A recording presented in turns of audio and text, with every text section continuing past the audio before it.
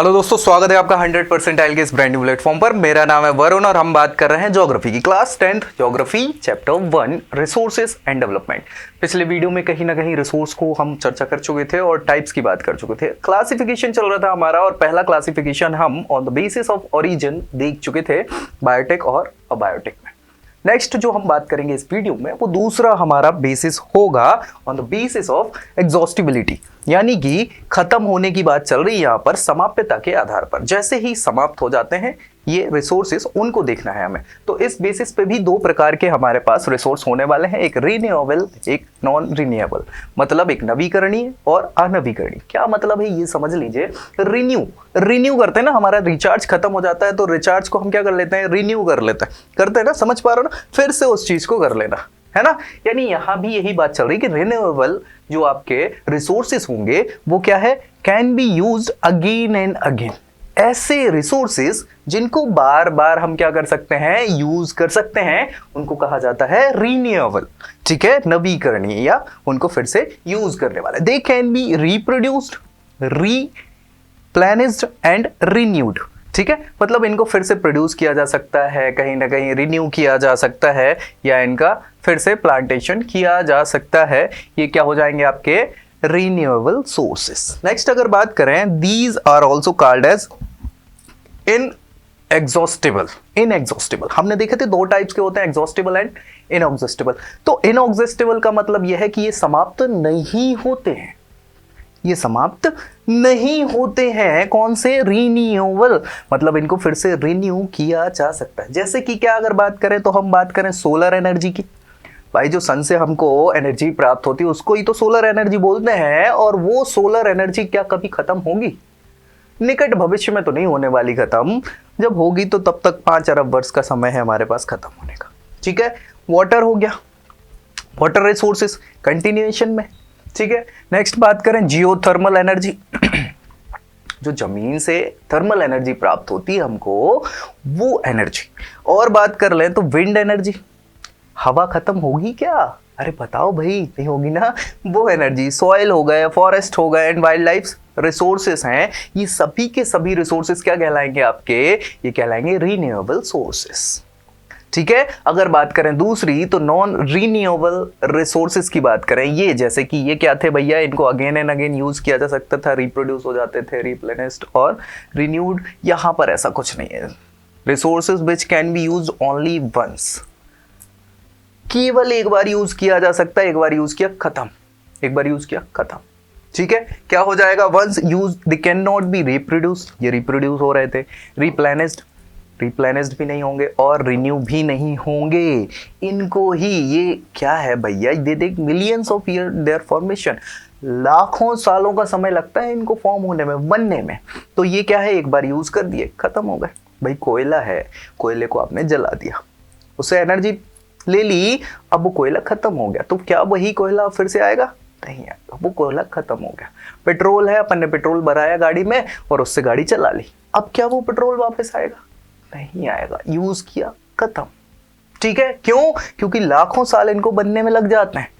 ठीक है, they are also called exhaustible resources, इनको समाप्त हो जाते हैं, समाप्त रिसोर्सेस या संसाधन इनको कहा जाता है। ठीक है, these includes minerals of all types, सारे के सारे मिनरल्स इसमें इंक्लूडेड हैं, जो भी हैं एनर्जी मिनरल्स, चाहे कोल्स हो, पेट्रोलियम है, नेचुरल यूरेनियम, थोरियम, आयरन और एक्सेट्रा, सभी के सभी किस में आ जाएंगे आपके, इसी में आने वाले हैं। कौन से? Non renewable resources. ये समझ आ गया। चलिए नेक्स्ट टाइप की अगर हम बात करें तो वो है on the basis of ownership. Ownership का क्या मतलब है भैया, ओन कर लिया गया है। ठीक है, जिसकी चीजें ओन हुई वही ओनरशिप हो जाएगा। तो इसमें हमने देखे थे 4 टाइप है, कौन कौन से हैं? एक तो हो जाएगा आपका इंडिविजुअल रिसोर्सेस, दूसरा कम्युनिटी रिसोर्सेस, तीसरा नेशनल और चौथा इंटरनेशनल। ये समझ आ गया। ये तो हमने पिछली वीडियो में ही देख लिए थे ना टाइप्स, तो इनके सब टाइप्स।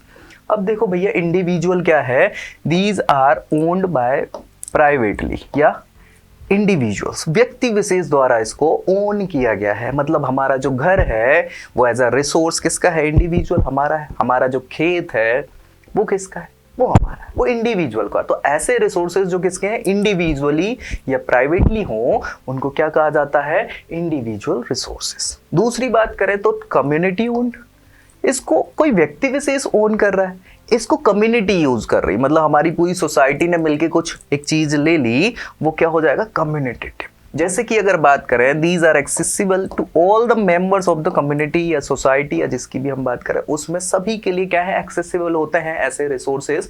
कौन से, कम्युनिटी बेस के या community owned resources. National resources, भाई पूरा का पूरा जो देश है, पूरा का पूरा जो देश है, वो देश में जो भी आपके रिसोर्सेस हैं वो किसके अंतर्गत आ सकते हैं, नेशनल रिसोर्सेस के अंदर। मतलब अगर मान लीजिए सरकार को कहीं रेलवे लाइन बनानी है, तो रेलवे लाइन के लिए उसको जगह चाहिए। अब जगह चाहिए तो वो किससे लेगा, व्यक्ति से ले लेगा। किसकी जगह है, वो बोलेगा भाई ये है तो देश के अंदर ना, तो किसकी जमीन है, देश की जमीन है।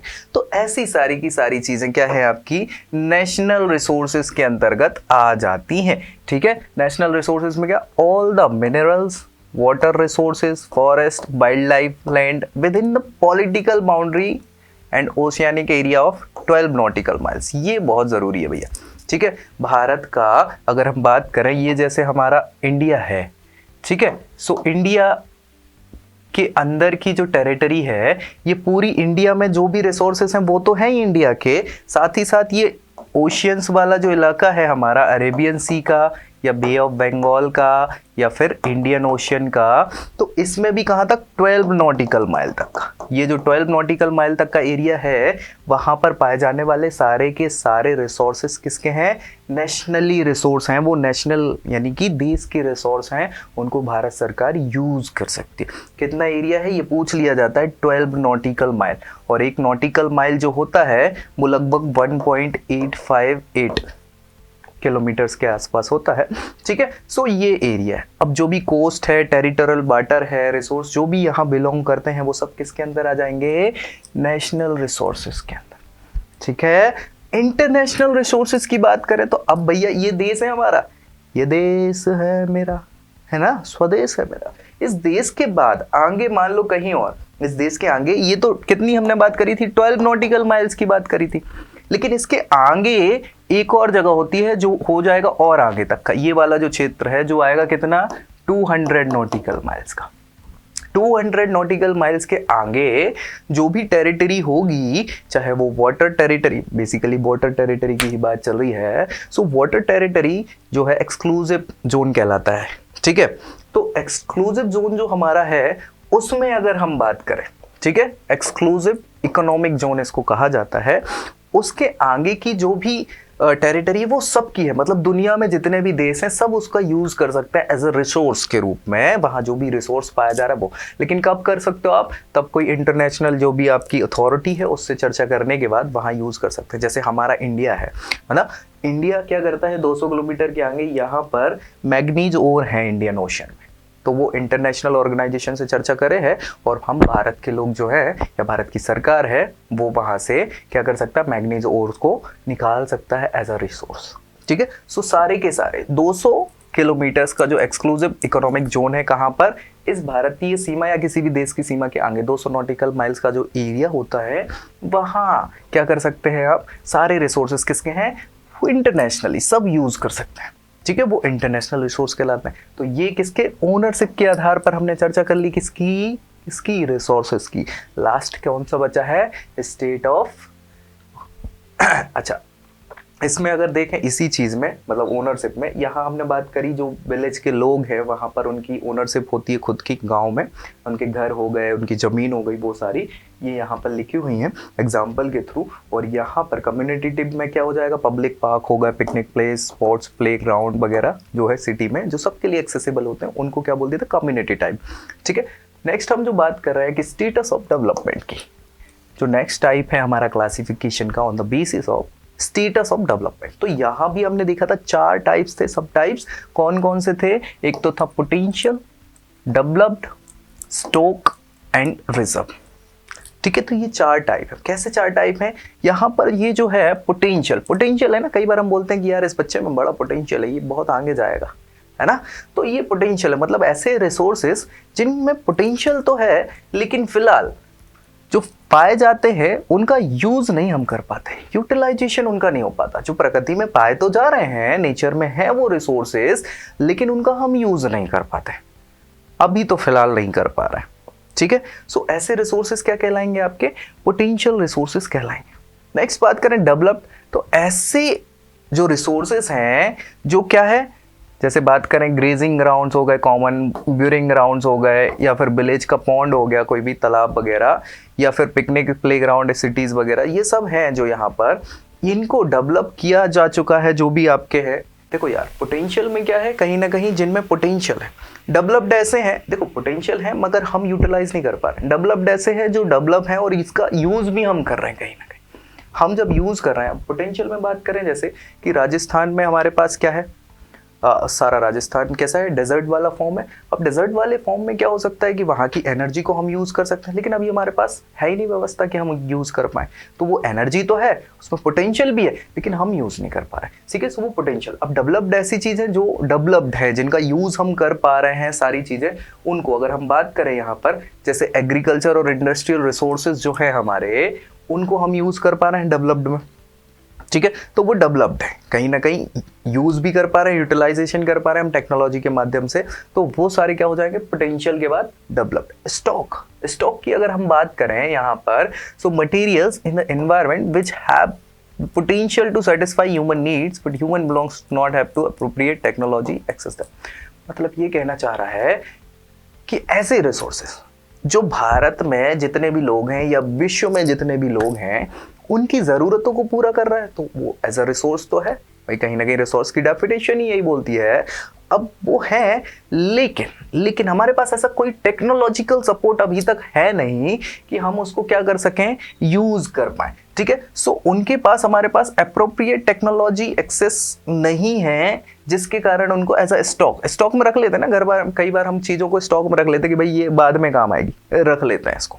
ठीक है, सो वो स्टॉक के रूप में हम इनका यूज नहीं कर पा रहे हैं। क्यों? क्योंकि हमारे पास ऐसी टेक्नोलॉजी नहीं है अभी फिलहाल। कैसी टेक्नोलॉजी? देखो, चलो देख लेते हैं। जैसे हमारे पास वाटर है, वाटर क्या है, H2O उसको बोलते हैं ना, वाटर को हम H2O। अब इसमें एक हाइड्रोजन है, एक ऑक्सीजन है, मतलब हाइड्रोजन के 2 एटम है और एक ऑक्सीजन है। तो इन 2 एलिमेंट्स को हम कहीं ना कहीं अलग अलग यूज करें तो ये भी एनर्जी सोर्सेस है, एनर्जी रिसोर्सेस है, तो इनको हम यूज कर सकते हैं। लेकिन हमारे पास ऐसी टेक्नोलॉजी नहीं है कि हम हाइड्रोजन अलग कर दें, ऑक्सीजन अलग कर दें बड़े पैमाने पर और यूज कर लें। तो ये अब है, तो पानी हमारे पास पर्याप्त मात्रा में है, पानी तो बहुत सारा है ना, ओशियंस में कितना सारा पानी, वही सारी बात। तो यहाँ पर कहीं ना कहीं जो इनफ्लेमेबल गैसेस है, ये जलती नहीं है, ज्वलनशील नहीं है। ठीक है, हाइड्रोजन और ऑक्सीजन, लेकिन इनको क्या है, हम एक रिच सोर्स के रूप में एनर्जी का यूज कर सकते हैं, लेकिन कर नहीं पा रहे। क्यों? टेक्नोलॉजी का एक्सेसिबल हमारे पास ऐसी कोई टेक्नोलॉजी फिलहाल नहीं है, लेकिन भविष्य में होगी। तो अभी के लिए उसको क्या एज ए स्टॉक यूज कर लिया जाता है, तो वो क्या है, स्टॉक रिसोर्स हो जाएगा। नेक्स्ट बात करें हमारा, तो वो है रिजर्व्स। रिजर्व्स मतलब कहीं ना कहीं ये इसका ही हिस्सा है, स्टॉक का एक प्रकार से अगर हम बात करें तो। लेकिन ऐसे रिसोर्सेज जो यूज में तो है, हेल्प ऑफ एग्जिस्टिंग टेक्नोलॉजी, और लेकिन इनका अभी तक यूज नहीं किया गया। हमें पता है कि ये रिसोर्स है, हमारे पास उसकी टेक्नोलॉजी भी है, लेकिन अभी तक हम उसको आगे नहीं कर पा रहे हैं उसका यूज। सो वो कैसे हैं, रिजर्व रखे हुए हैं हमने।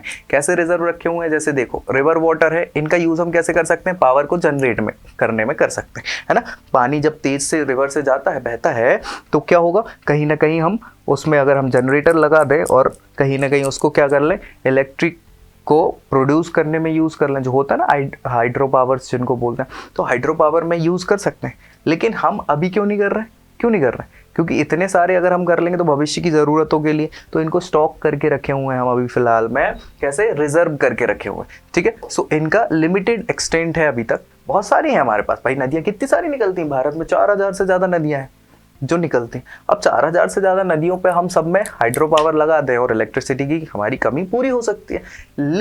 लेकिन अभी हम इतना नहीं कर रहे हैं। क्यों नहीं कर रहे हैं? उसको लिमिटेड एक्सटेंट तक पहुंचा रहे हैं कि भाई चलो ठीक है, कुछ भविष्य के लिए भी हम क्या कर लें, रिजर्व करके रख लेते हैं, आगे कल के दिन हमें ज़रूरत पड़ेगी उसके लिए। तो ये 4 टाइप स्टेटस डेवलपमेंट के हिसाब से हो जाएंगे, potential, developed, stock and reserve. ठीक है, लिख पाओगे ना सभी?